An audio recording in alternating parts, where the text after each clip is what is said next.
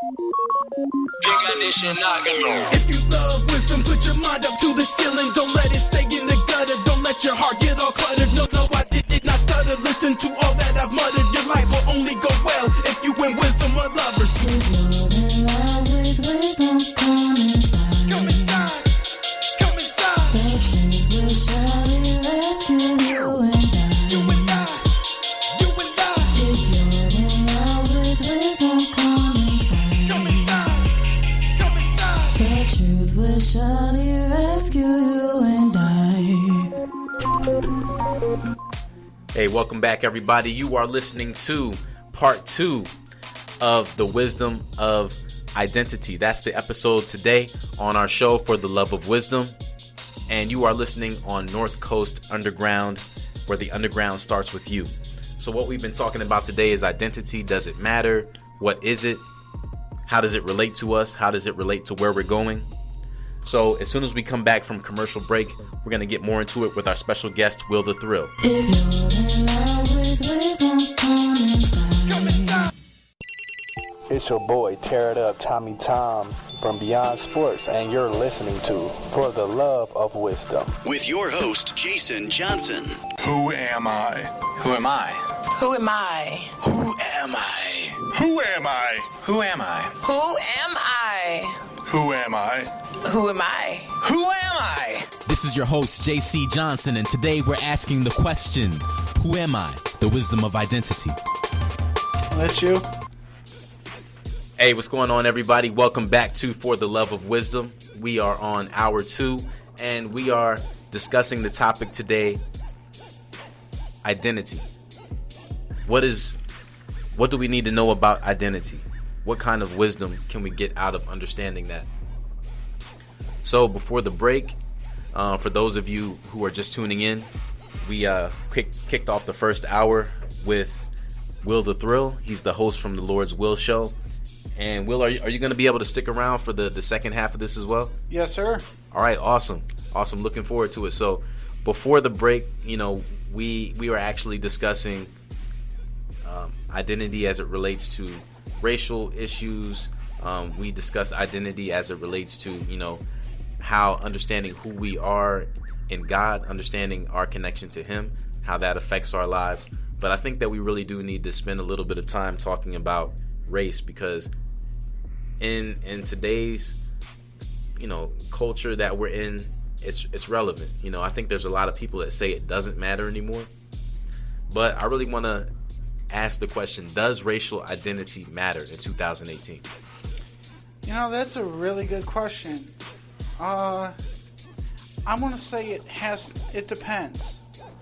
Because if you're talking about the aspect of, talking about certain, race issues, then yes, race does matter. But if you're talking about normal, everyday things where, you and I, we're in class 3 days a week, your race, to me personally, doesn't matter. Because I see you as a... Will, are you saying black people don't matter? No, I am not saying that. I'm saying I look at you as an equal partner. You're a colleague of mine. That's how I'm going to look at you. Right. Like the people I work with, white, black, Hispanic, Asian, they're co-workers. They are equals to me. They're not better, they're not worse. They are equals. Right. That's true. And, really, I think that if, race matters to an extent, depending on how you're looking at it. Some people overemphasize it, some people underemphasize it. But ultimately, if you don't have an understanding of where you come from, that is, the ethnic makeup of your ancestors, who they are, what they experienced, things that they went through, things that led to you being who you are today, then you're not prepared to deal with, I think, the deeper issues that come along with identity. And even though a person's identity goes beyond their ethnic makeup, in the racially charged world that we're living in, if you don't know where you come from, then you're at risk of starting all the way at the back of the line in life, really. So one thing that you discussed in the first hour, Will, you talked about your family history, and I thought that was awesome. you were able to trace back your roots at least for the last 200, almost 300 years. Yep. And so knowing your history is important. How well do you know where you come from? Who are you? That's the question that we're asking. If you heard the sound bite at the beginning, the people asking, who am I? It's a great question. It's something that we all need to ask ourselves. And well, because you asked me about if I think race is, identity is important. What do you think? Because you have, a side of this as well. Well, yeah, I definitely think that when it comes to stuff that is happening, as far as all the headlines, concerning people who are being, racially profiled, who are being falsely arrested, such as the two individuals that were arrested at Starbucks simply for asking to use the bathroom without purchasing something. Well, in that aspect, I will say this. Every business has the right to run it any way they see fit. Most places will not let you use the restroom unless you purchase something. It doesn't matter who you are. It doesn't matter if you're a normal customer. Now, I agree with that. I think that a business does have the right to set their own rules. However, in this case, it wasn't a matter of, hey, I'm sorry, but our policy says that if you don't order something, then you're not able to sit down in here. It wasn't an issue of that. It was more so, okay, 2 minutes have gone by and you haven't ordered anything yet. I'm calling the police. I think that's where it gets a little bit extreme. That was extreme. Yeah, and some could argue, oh, maybe it wasn't about race. Maybe she was just super conscientious about the policy where she worked. She's just a great employee. But just the way that it went, it was kind of how it went after that is where the problem, where the problem is. Right, and because of things like that, that's why I think race does matter. I think that we can't sweep it under the rug and pretend that it doesn't exist.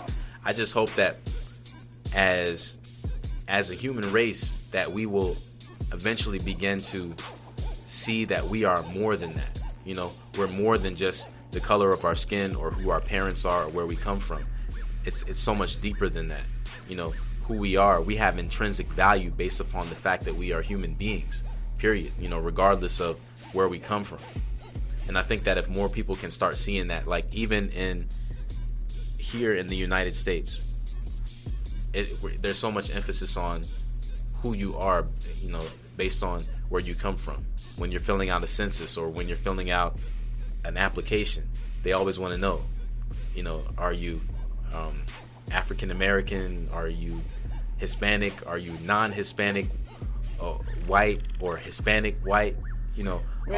That one right there doesn't make any sense. Like you can go with mixed.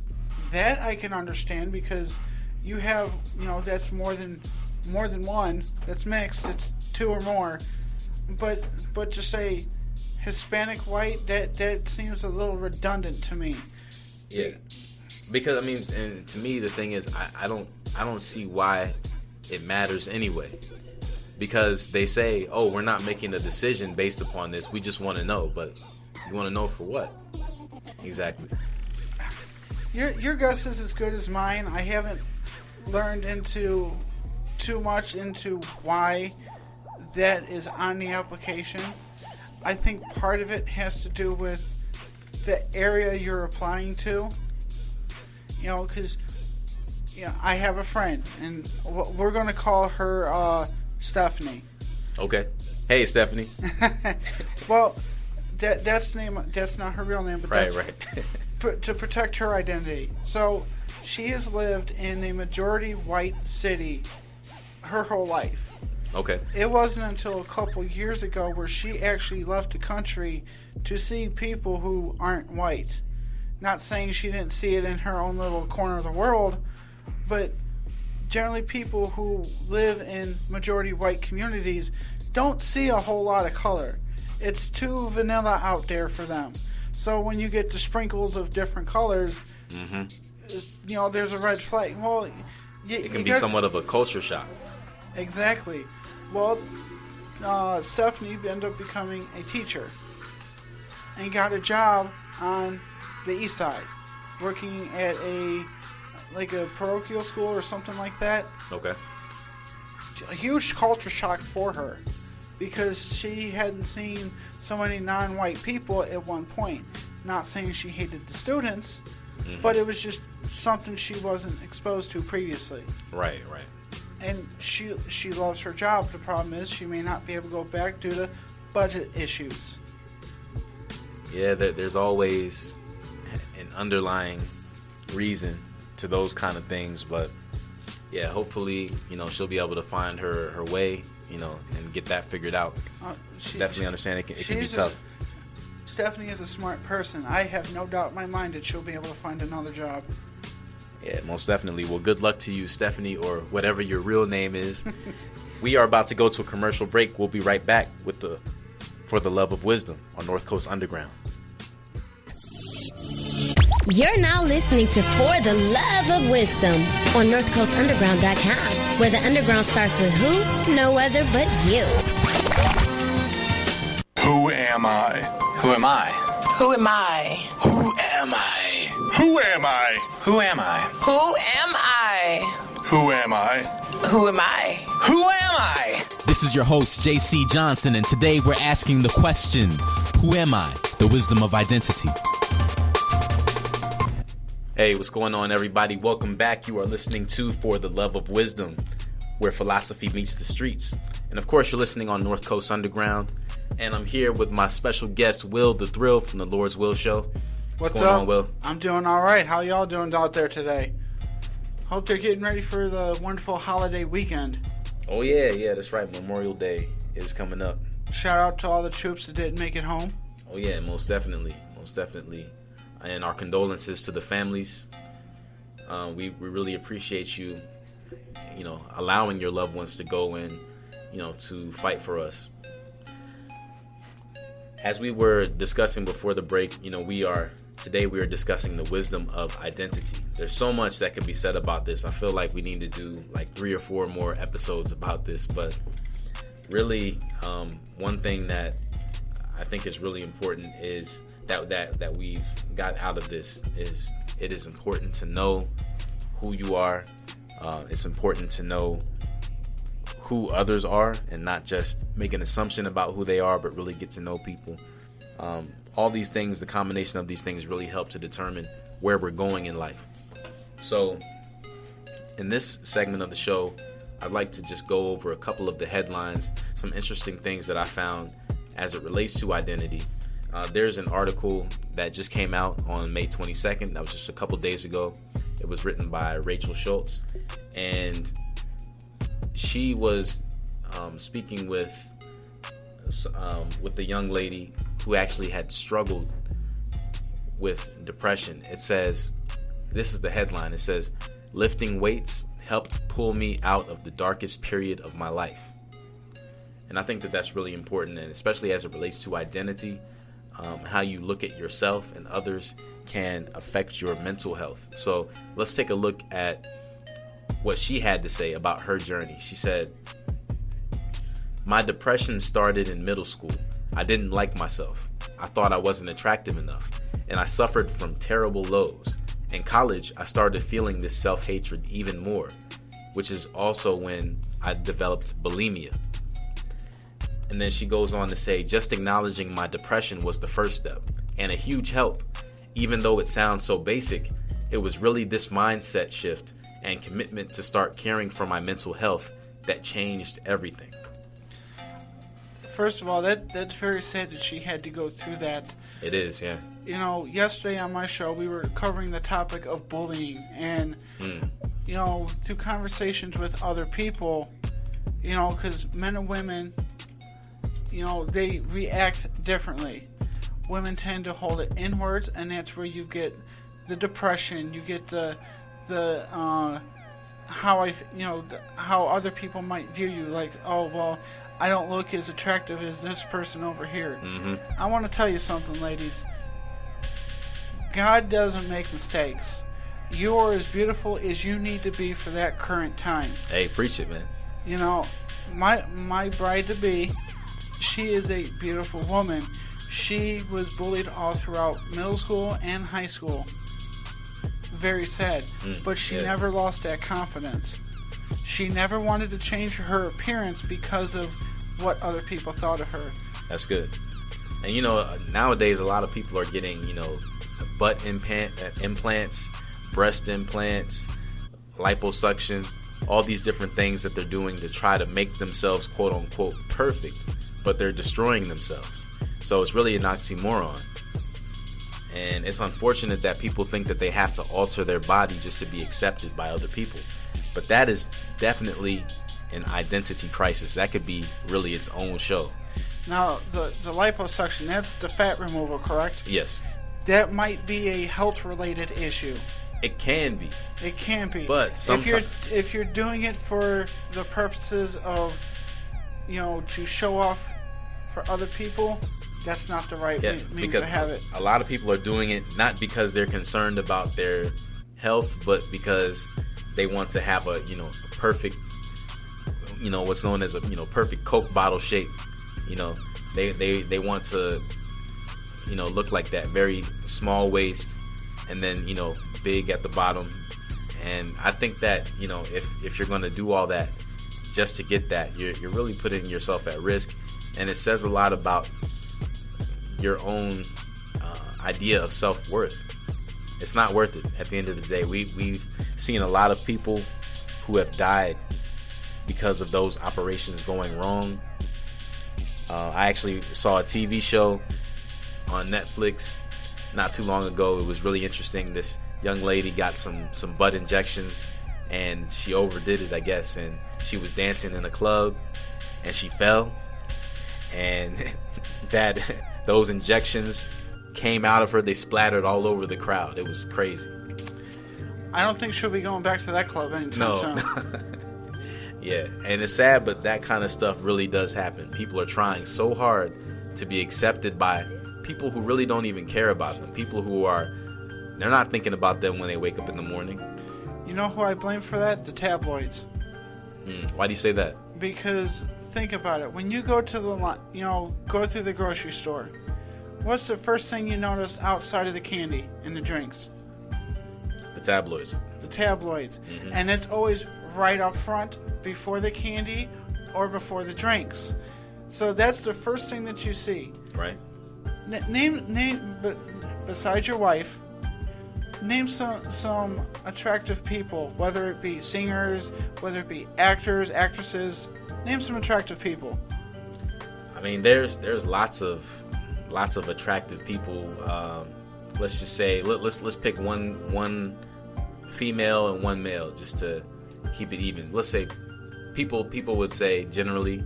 People would they say Ryan Gosling? They say he's an attractive guy, right? Yep. As a female, who's an attractive female? Maybe the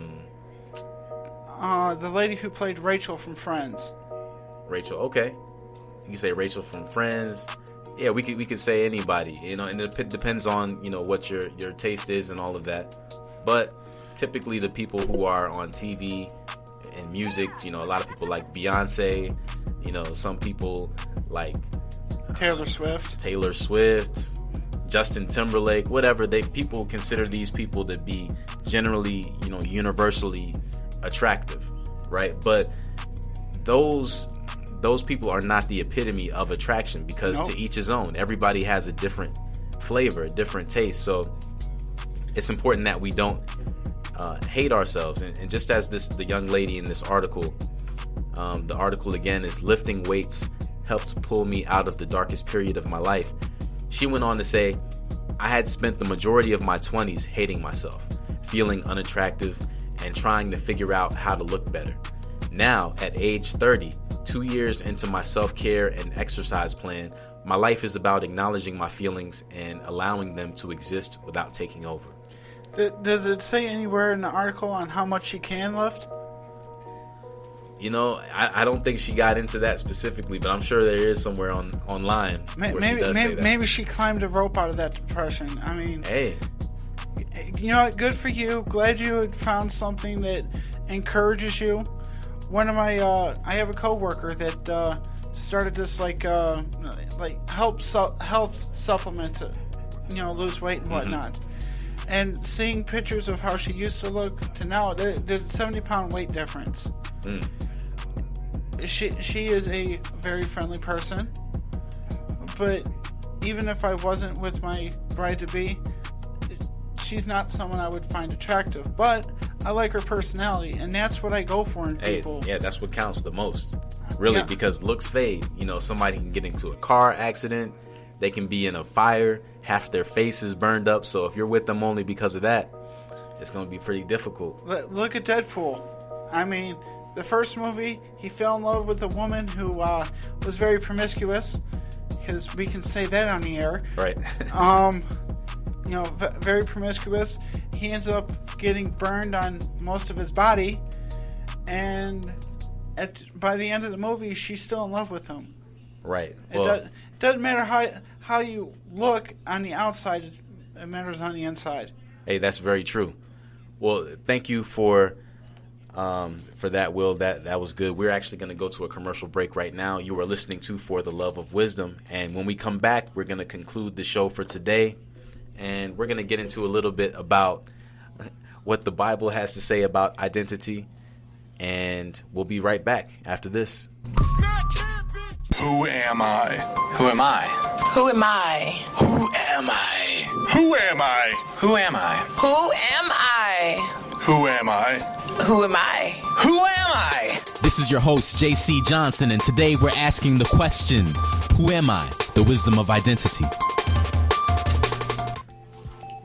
Hey, welcome back, everybody. You are listening to For the Love of Wisdom, where philosophy meets the streets, and you are listening on North Coast Underground. I'm here with Will the Thrill, host from the Lord's Will Show. What up? And today we're just discussing the wisdom of identity. Very important topic. So just to conclude, at the end of every show, I really like to get into ultimately what the Bible has to say, because I believe, as a Christian, I believe that the Bible is the place that we should go to get wisdom. I mean, I think that's the number one book. That's my opinion. That's what I believe. That's what's transformed my life. That's what's helped me to make wise decisions. I know all the bad decisions I've made in my life have come as a result from not listening to what the Bible says. So I feel like it's a great source for us. Oh, yeah, because it will tell you what happens when you don't listen to me. Oh, yeah. So when it comes to wisdom, and specifically the wisdom of identity, we're looking at what does the Bible say. So Will, I have a few verses here, so I'm just going to bring these up and, maybe just, tell me what these verses mean to you. Okay. So earlier in the show, we looked at the verse Acts 17:28 from the NASB, the New American Standard Bible, and it says, "For in him we live and move and exist," or have our being. As even some of your own poets have said, for we also are his children.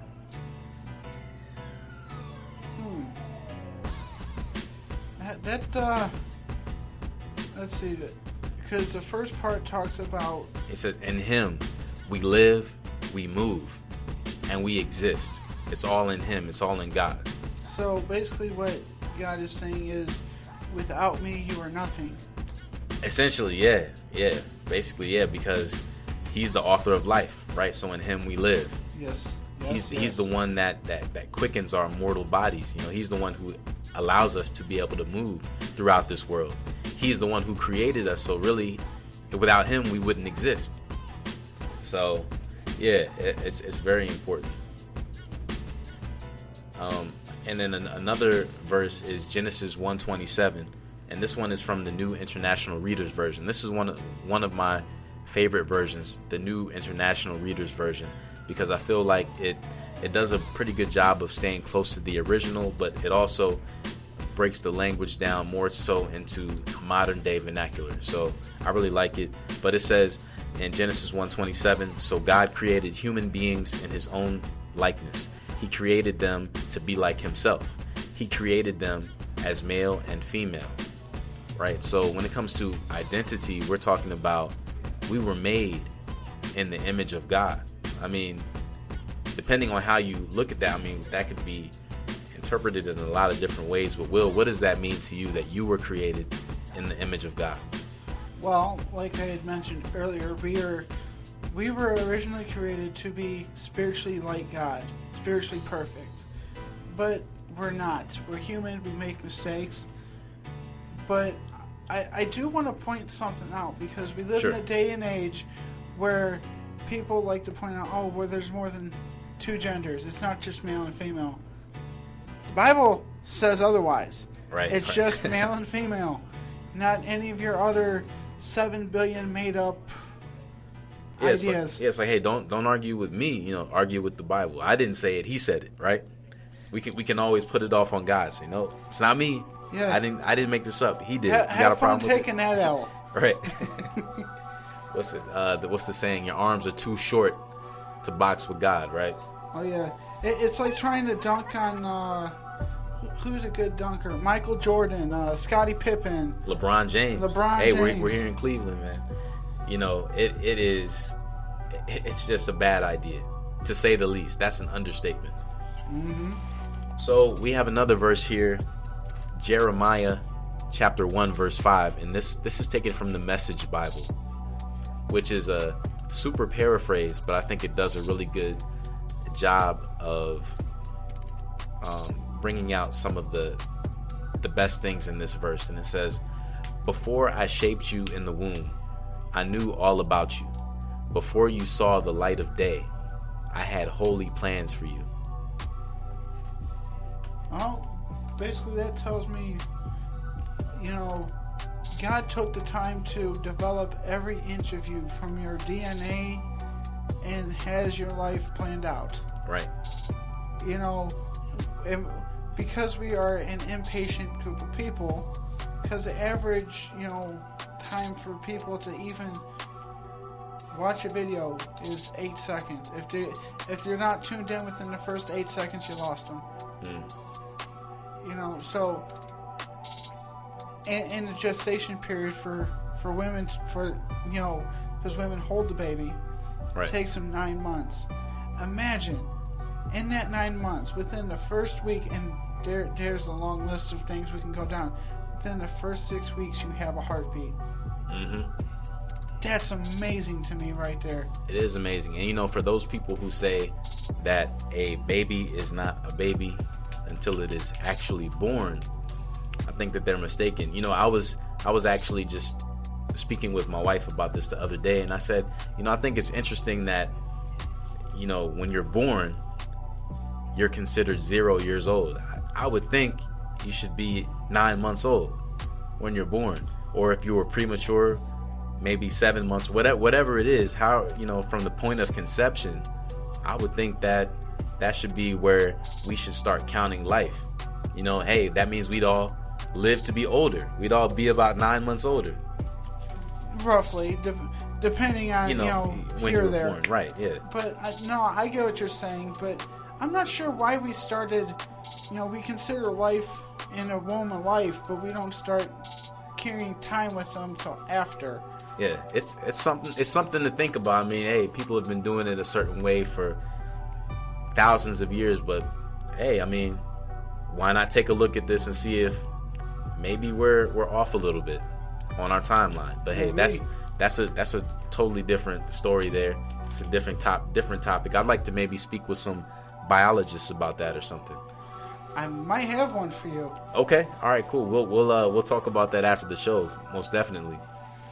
So another scripture verse here, which I think is really important. There's so many, but since we don't have time to go through everything, I want to at least focus on this one, and it's from 1 Peter chapter 3, verses 3 through 5, and this is also from the Message Bible.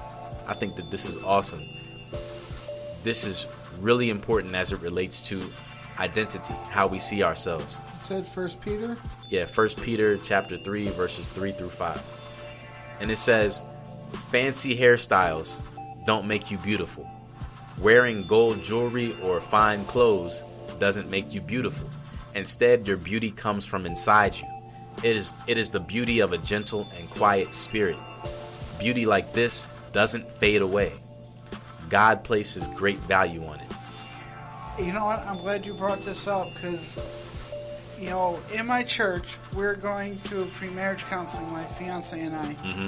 And this was actually in the book, in the chapter that we had to cover on how to deal with, you know, just different things that come up. And this is one of them.